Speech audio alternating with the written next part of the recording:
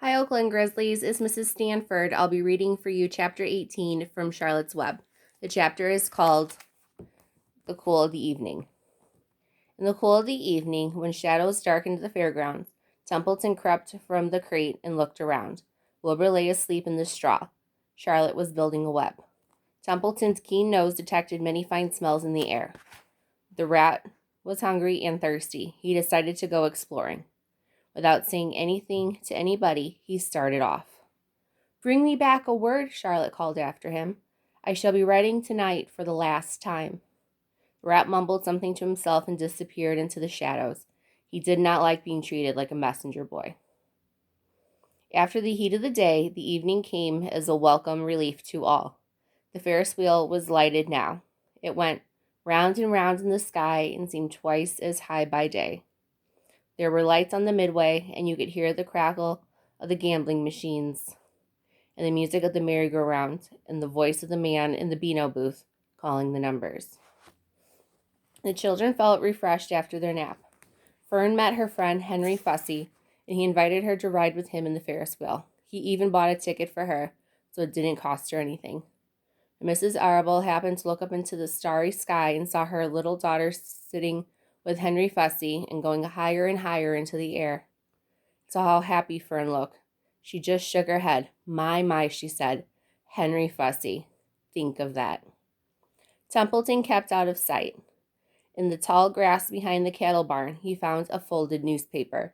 Inside it were leftovers from somebody's lunch, a doubled ham sandwich, a piece of Swiss cheese, part of a hard-boiled egg, and the core of a wormy apple. The rat crawled in and ate everything. Then he tore a word out of the paper, rolled it up, and started back to Wilbur's pen. Charlotte had her web almost finished when Templeton returned, carrying the newspaper clipping. She had left a space in the middle of the web. At this hour, no people were around the pig pen, so the rat and the spider and the pig were by themselves. "I hope you brought a good one," Charlotte said. "It is the last word I shall ever write."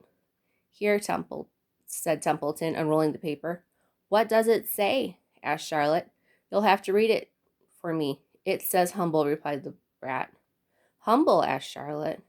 "Humble has two meanings. It means not proud, and it means near the ground. That's Wilbur all over.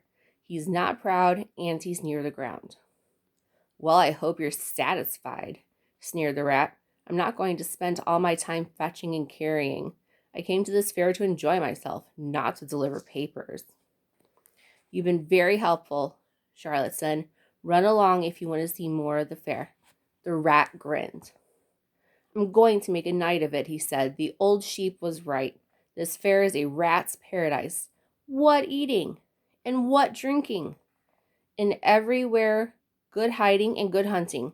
Bye-bye, my humble Wilbur. Fare thee well, Charlotte, you old schemer. This will be a night to remember in a rat's life." He vanished into the shadows. Charlotte went back to her work. It was quite dark now. In the distance, fireworks began going off, rockets scattering fiery balls into the sky.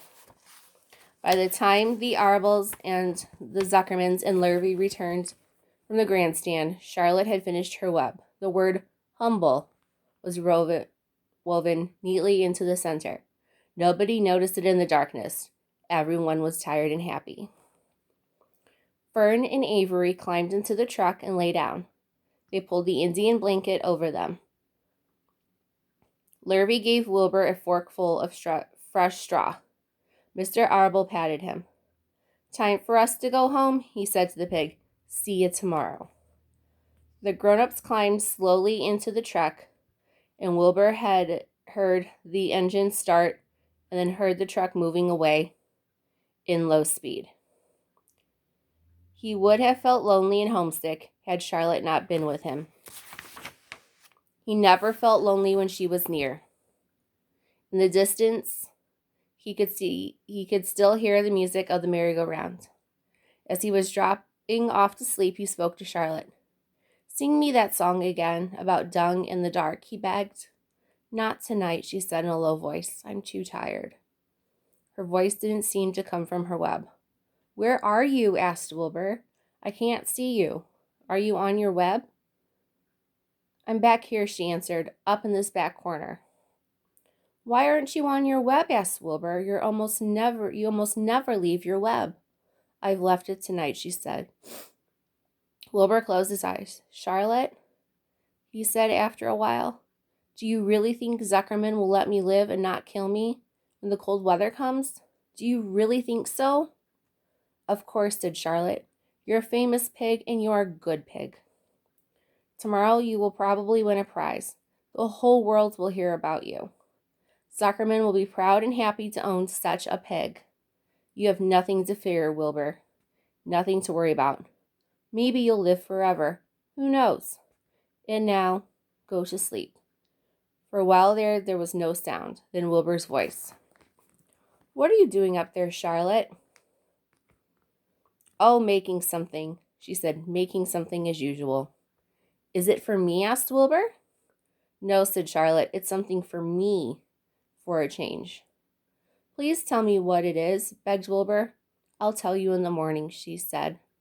"When the first light comes into the sky, and sparrows stir, and the cows rattle their chains, when the rooster crows and the stars fade, when the early cars whisper along the highway, you look up here and I'll show you something. I will show you my masterpiece."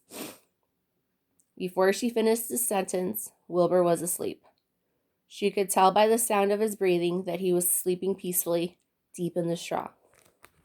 Miles away at the Arbel's house, the men sat around the kitchen table eating a dish of canned peaches and talking over the events of the day. Upstairs, Avery was already in bed and asleep. Mrs. Arbel was tucking Fern into bed. "Did you have a good time at the fair?" she asked as she kissed her daughter. Fern nodded. "I had the best time I have ever had anywhere or any time in all of my whole life." "Well," said Mrs. Arbel, "isn't that nice?"